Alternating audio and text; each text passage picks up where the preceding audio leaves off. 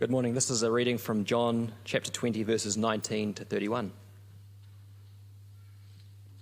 That Sunday evening, the disciples were meeting behind locked doors because they were afraid of the Jewish leaders. Suddenly, Jesus was standing there among them.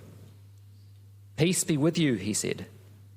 As he spoke, he showed them the wounds in his hands and his side. They were filled with joy when they saw the Lord. Again he said, "Peace be with you.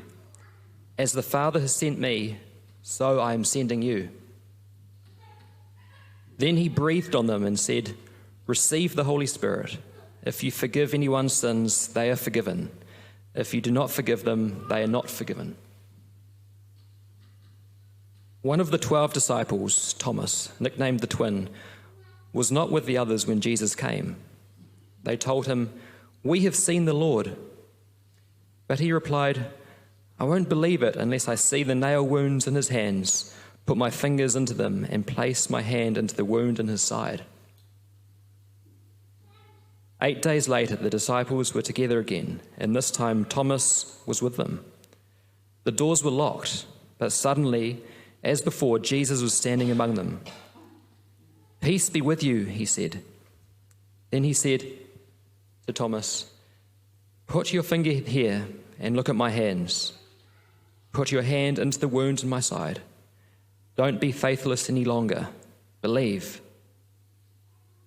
"My Lord and my God," Thomas exclaimed. Then Jesus told him, "You believe because you have seen me. Blessed are those who believe without seeing me." The disciples saw Jesus do many other miraculous signs in addition to the ones recorded in this book.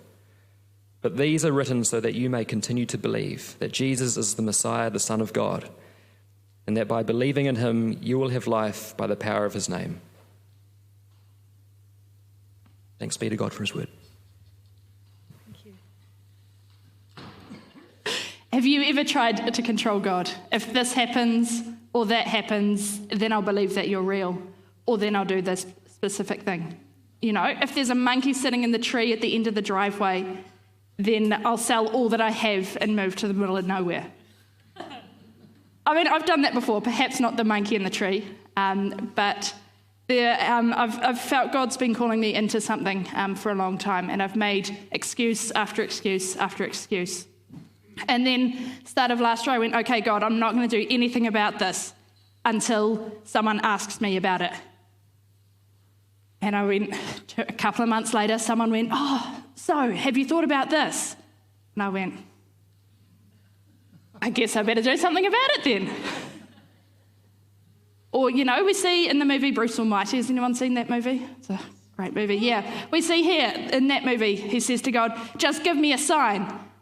And then the sign falls straight in front of him. We place conditions on God and what God calls us into so that we can still have some control in our lives. We are asked as followers of Jesus to lay down our lives, but yet we all try and find different ways to control what it is that we're supposed to have laid down. We're trying to find ways to control what it is that we've lost. And we see that here with Thomas in today's reading. The other disciples have told Thomas what's happened to them. They come to him and they go, Thomas, Jesus appeared to us. The doors were locked and he came in. He's resurrected. He's alive. He said, "Peace be with you." He showed us his hands and his feet. He sent us out to do what he had been doing, like we hear in Matthew, that Great Commission. This was John's Great Commission. And Thomas replies, "I know you're great guys, but I don't think I believe you. I've got to see it for myself. I need to experience this risen Jesus, this resurrected Jesus for myself. I need to see his hands and his feet. I need to feel his wounds."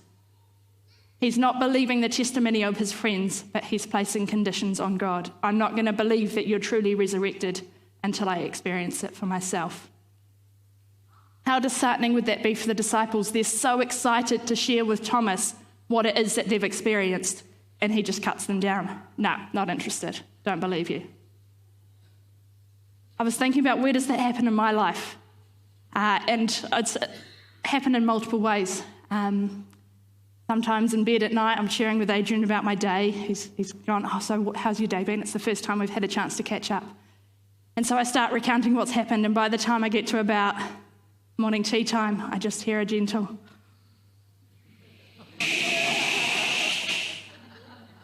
and I know that actually he's not actually that interested in my day at that moment.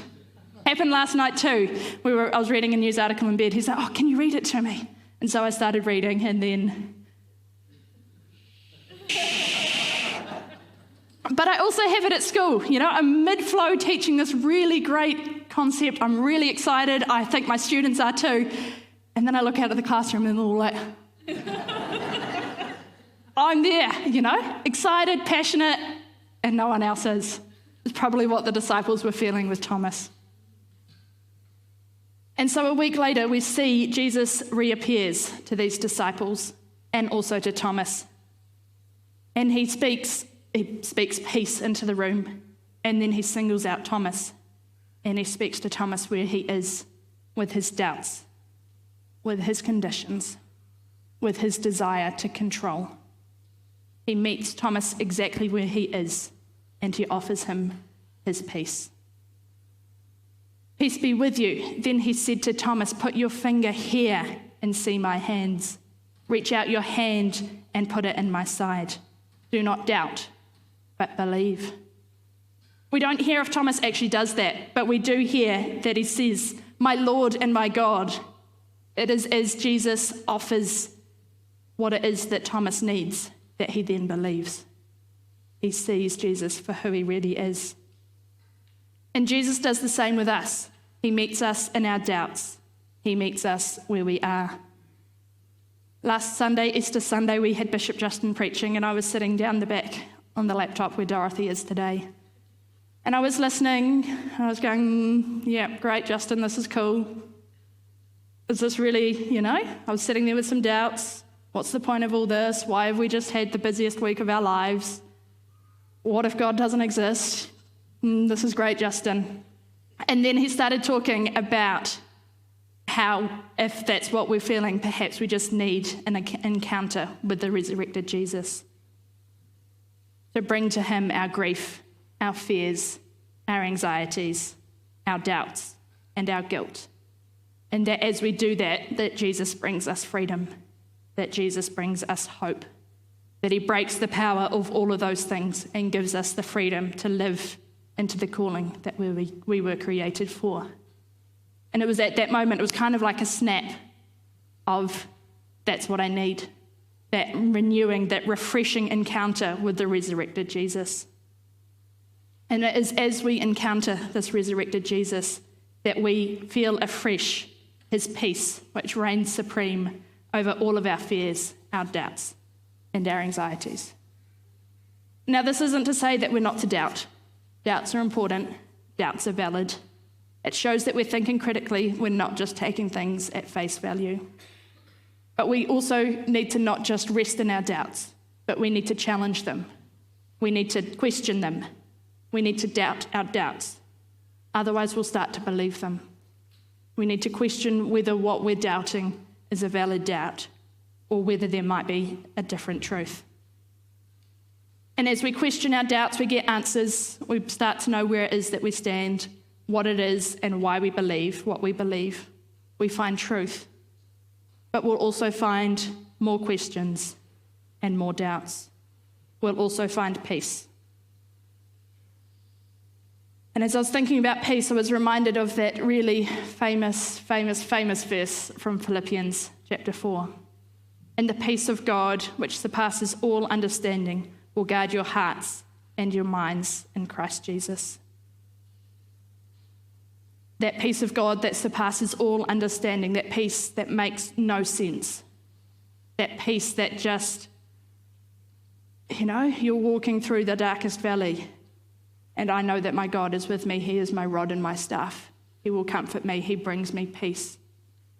That there is light in the darkness. That verse from the third song we sang just after confession was linking into that light in the darkness, that hope in the challenge. And it's that peace that keeps us and sustains us in our times of trials, that sets us apart from others, that helps others to recognise that there's something different in us, that this resurrected Jesus in our lives brings a change.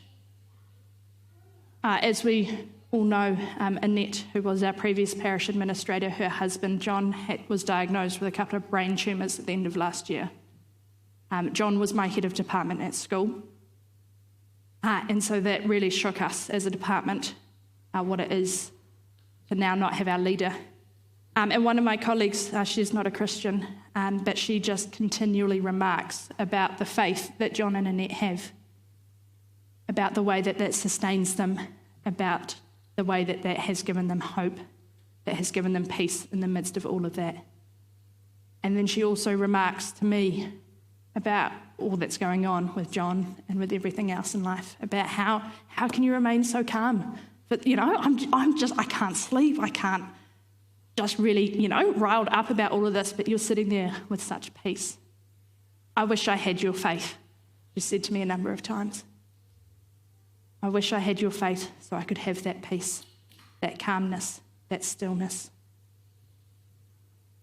And it's a peace that stems from hope, from companionship, from knowing that we're not in this alone, that Jesus is there beside us, that Jesus goes before us, that Jesus goes with us in everything. And now being a person filled with peace doesn't mean that we're called to be doormats or to be walkovers or pushovers. It's certainly not what Jesus was. A person of peace is one who recognises the need for conflict, who recognises those moments where we need to stand up, where we need to put a line in the sand and go, nah, that's not okay. It's those moments where we go, a little bit of conflict or that difficult conversation now is going to give us that sustaining peace. We don't want peace in the moment, we want peace everlasting. We want peace eternal. It's about looking at how do we do the conflict, where do we set our boundaries. But it's also about when we engage in our conflict, how do we do that? It's about listening, it's about looking for a solution, not dwelling in the problem. It's about looking for the best solution for everyone, not just fighting for ourselves and for our own kingdom. About standing up for the injustices that we see in this world, about bringing peace for all peoples, not just for ourselves, for standing up for truth and for righteousness. And it's in the grief of coming alongside others, of listening, of praying, of being present to them. Peace is the knowledge that God stands beside us in all that we face, that he loves us and that he accepts us just as we are.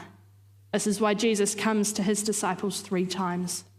3 times as they're in the midst of fear and they're in the midst of grappling with what does life look like now that he's gone, of grappling with life of the empty tomb, of grappling with life of someone who has been killed by his people. But Jesus offers that peace of this new life in him. Now, I was struck again as we were, as Tim shared the reading with us, that we get to the end of today's passage and we're told all about it's almost like an ending to John's gospel. But then we also know that there's John chapter 21, that this isn't actually the end of the gospel, but they've just they've summed it up. Some people reckon that the last chapter has been added on a bit later, as a bit of an afterthought. But this peace is important, this peace which passes all understanding, this peace that changes us, that makes us recognisable to others, this peace that sustains us in our challenging times. In our small group on Thursday night, we were reflecting on Justin's sermon from last week, and we were talking, someone was talking about how he was talking about that freedom that I mentioned before, and how she comments to her family, if she's going into something that's challenging, just got to get through this, I'm going to get through this, we've just got to walk through this, but I'm not walking through this alone. I have someone going with me, going beside me, going before me, offering me his peace. And that's what it is. Jesus offers to us afresh today, tomorrow, next week. every day, Jesus offers his peace to us as we go into life, as we face whatever comes ahead of us. Jesus offers us his peace.